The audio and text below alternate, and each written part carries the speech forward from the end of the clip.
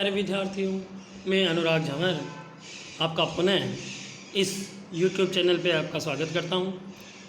पिछले वीडियो में हमने देखा था निर्यात प्रक्रिया क्या होती है, आयात प्रोसेस क्या है, कौन कौन से डॉक्यूमेंट रिक्वायर्ड्स हैं।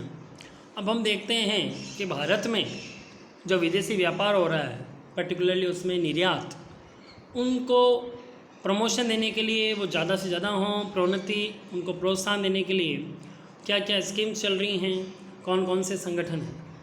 आज के इस वीडियो में हम पहले पार्ट पे ध्यान देंगे, जिसमें हम देखेंगे कि कौन कौन सी जो पॉलिसी चल रही है जिसमें निर्यात को प्रोत्साहन दिया जा रहा है।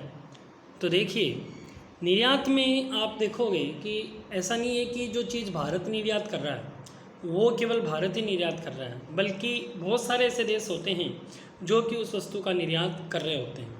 तो एक ही वस्तु के निर्यात में अलग अलग देश प्रतिस्पर्धी हो जाते हैं और उसमें से माल या वस्तु या सेवा केवल उसी व्यक्ति की ही इंटरनेशनल मार्केट में खरीदी जाती है जो कॉम्पिटिटिव हो, प्रतिस्पर्धी हो। तो हमारे निर्यातक प्रतिस्पर्धी हों, उनको विपणन की सहायता मिले, उनको इंफ्रास्ट्रक्चर रिलेटेड फैसिलिटी मिले। तो उनसे रिलेटेड कुछ स्कीम्स भारत सरकार ने स्टार्ट कर रखी है, उसमें से हम देखते हैं।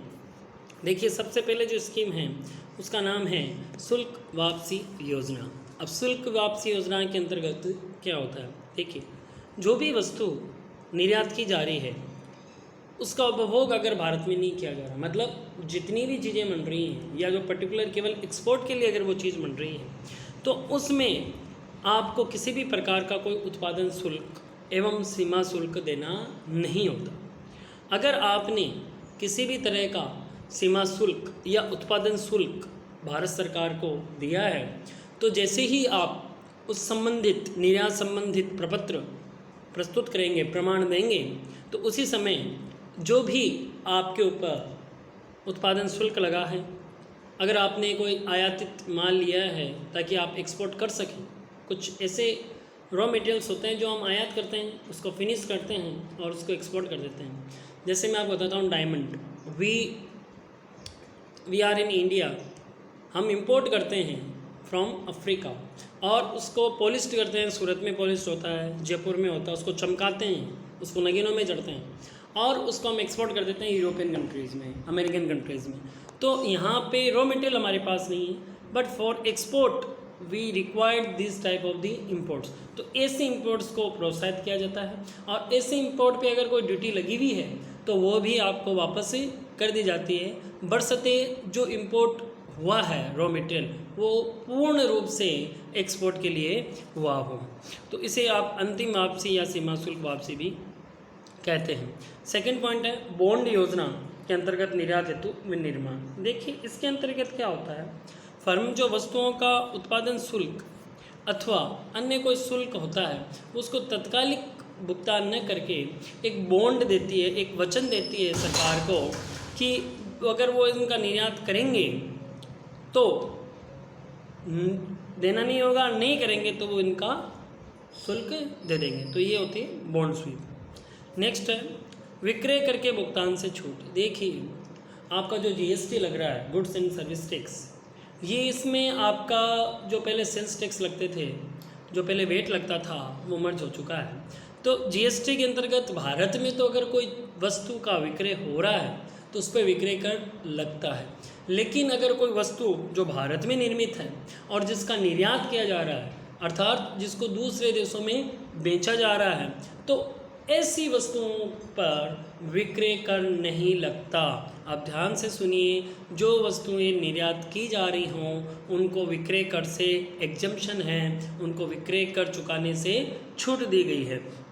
अब ये छूट कहाँ होगी, देखिए, लगभग सभी वस्तुओं पे ये छूट दी गई है, लेकिन इसके साथ साथ आयकर पे भी छूट दी गई है। लेकिन आयकर की छूट केवल उन्हीं इकाइयों को दी गई हैं जो 100% EOU हो। EOU का मतलब एक्सपोर्ट ओरिएंटेड यूनिट हो।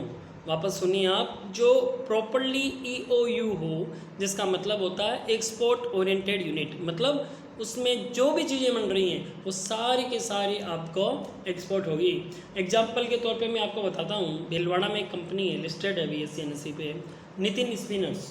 जो धागे होते हैं, जो कपड़े में धागे बनाने का यूज होता है, उन धागों के जैसे अपने यहाँ पे अपन कहते हैं कि गट्टी, तो एक बड़ी गट्टी होती है बड़ी साइज की, जिससे कि कपड़ा बुना जाता है। तो वो जो नितिन स्पिनर्स है वो पूरी EOU है, उसमें जितने भी धागे बन रहे हैं वो सारे के सारे एक्सपोर्ट हो रहे हैं। तो ऐसी इकाइयों को उत्पादन शुल्क में से भी और उनकी जो आय होती है उसमें आयकर में भी छूट दी जाती है, बशर्ते कि वो 100% उनका एक्सपोर्ट ओरिएंटेड हो।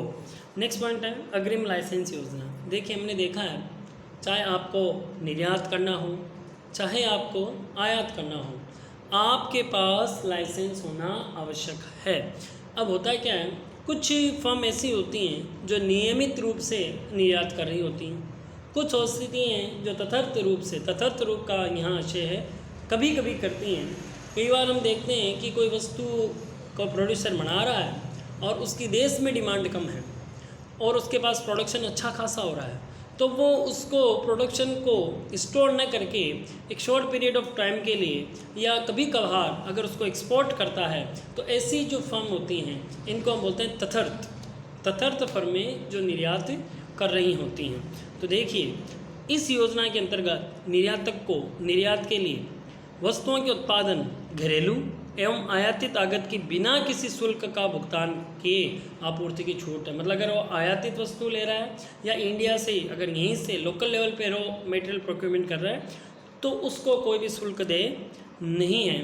निर्यातकों को निर्यात के लिए वस्तुओं के विनिर्माण हेतु वस्तुओं के आयात पर न सीमा शुल्क देना है, क्योंकि आपके पास लाइसेंस आपने ले लिया। अब अग्रिम लाइसेंस 2 प्रकार के निर्यातकों के लिए उपलब्ध है, जो मैंने आपको बता दिए हैं। एक नियमित होता है और एक तथर्थ रूप से होता है। नेक्स्ट योजना है आपकी निर्यात संवर्धन पूंजीगत वस्तुएं योजना। देखिए, यहाँ पे पॉइंट आ गया आपका पूंजीगत वस्तुएं। पूंजीगत का मतलब जो कैपिटल है, जो मशीनरी है, जो सॉफ्टवेयर्स हैं, जो आपके एक बार लगे तो वो कई सालों तक आपके काम आएंगे। देखिए, भारत मशीनों में जो एक्सपोर्ट में है उसमें पिछड़ा हुआ है। हम तो मशीनरी और तकनीक हैं वो आयात करने वाले देशों में, लेकिन फिर भी हमारा ये प्रयास है कि कुछ तकनीक्स, कुछ मशीन हम भी डेवलप करें जिनको हम विकसित देशों को तो नहीं कर सकते, लेकिन जो अल्प विकसित है या जो हमसे भी पिछड़े हुए हैं या जो हमारे बराबरी के हैं, कम से कम उनको तो निर्यात कर सकें।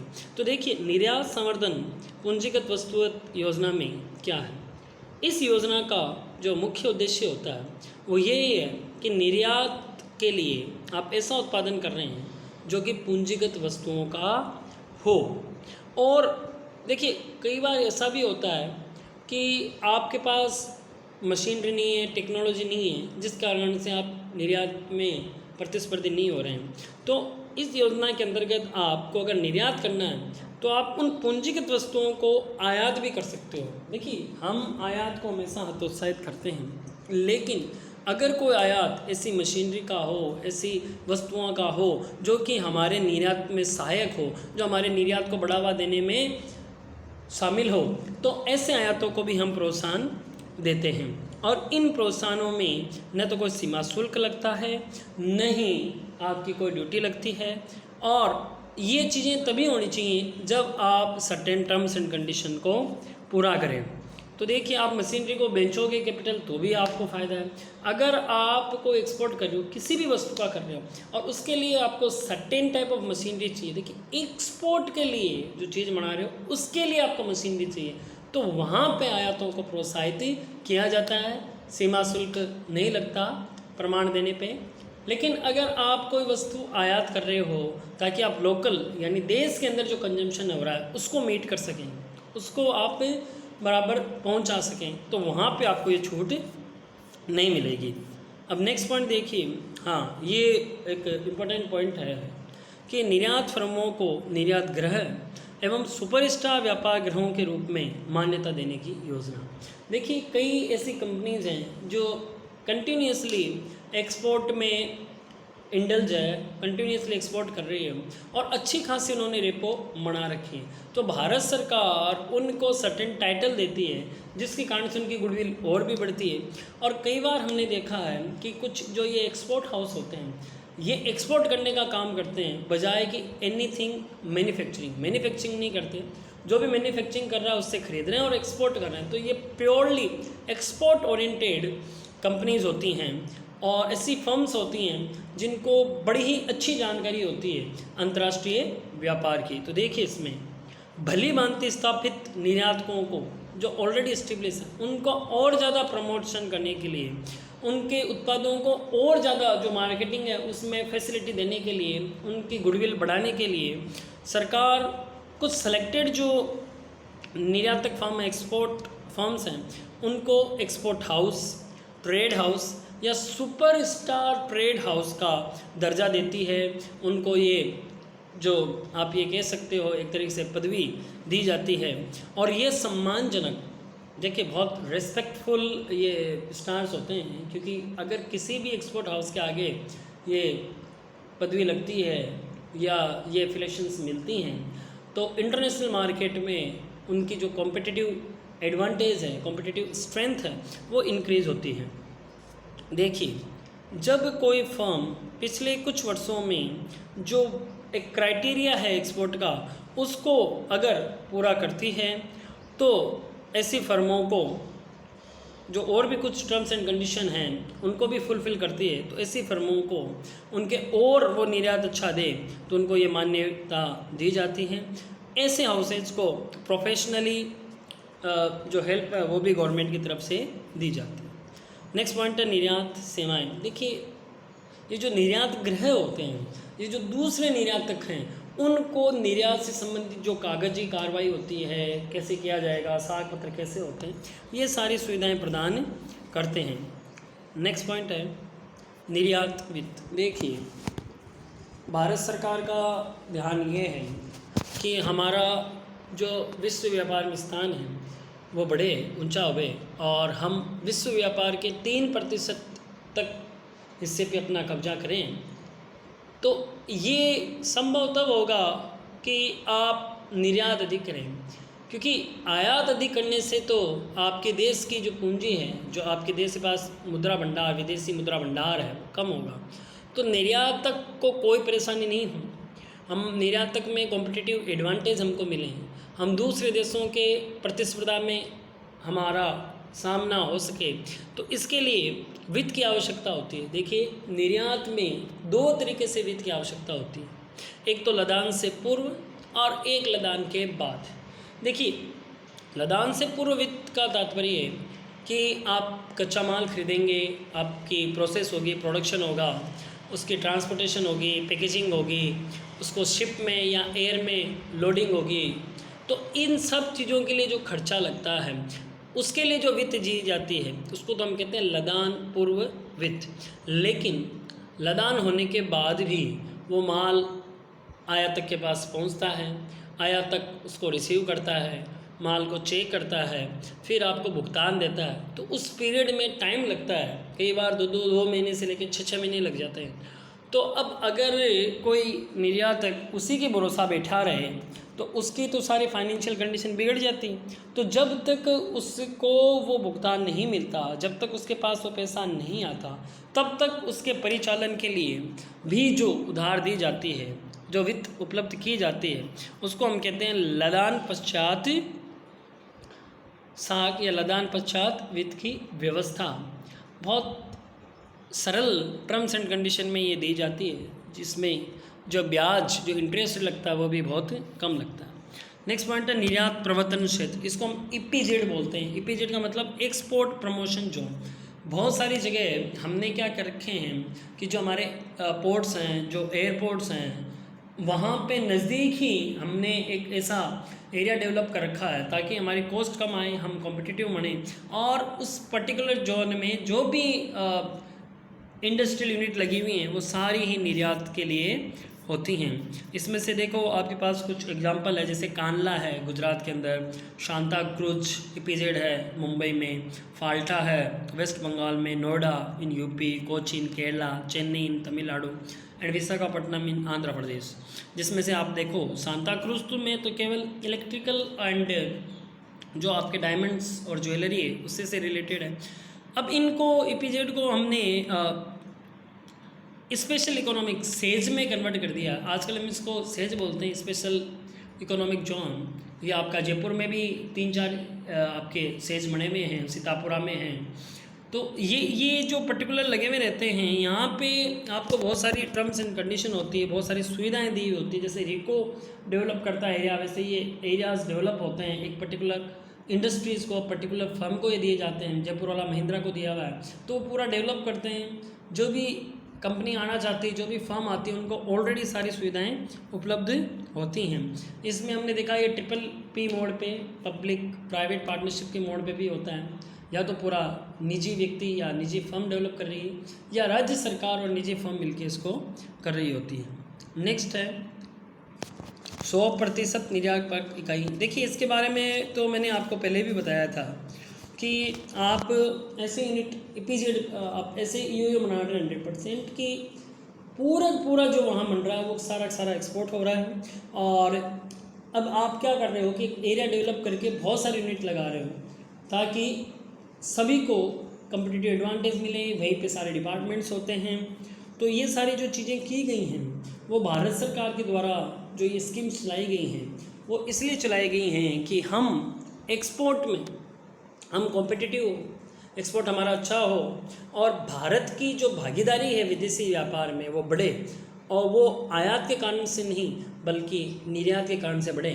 यहाँ मैं आपको उल्लेख करना चाहूँगा कि वर्तमान समय में या आप केवल 1-2 साल को छोड़ दें एक्सेप्शनली, तो भारत हमेशा ही अंतर्राष्ट्रीय व्यापार में नेगेटिव रहा है। इसका मतलब ये है, तात्पर्य ये है कि हमारे आयात निर्यातों के मुकाबले अधिक हैं, जिसके कारण से हमको बाहर से ऋण लेना पड़ता है और हमारे देश की गति उतनी नहीं हो पाती जितनी की होनी चाहिए। अब प्रयास ये किया जा रहा है कि आयात जो वस्तु हम कह रहे हैं उसको हम मेक इन इंडिया प्रोग्राम के तहत भारत में ही बनाएं और कुछ ऐसा करें कि हमको जो हमारे आयात बिल है वो कम हो और हमारे निर्यात बढ़ सकें।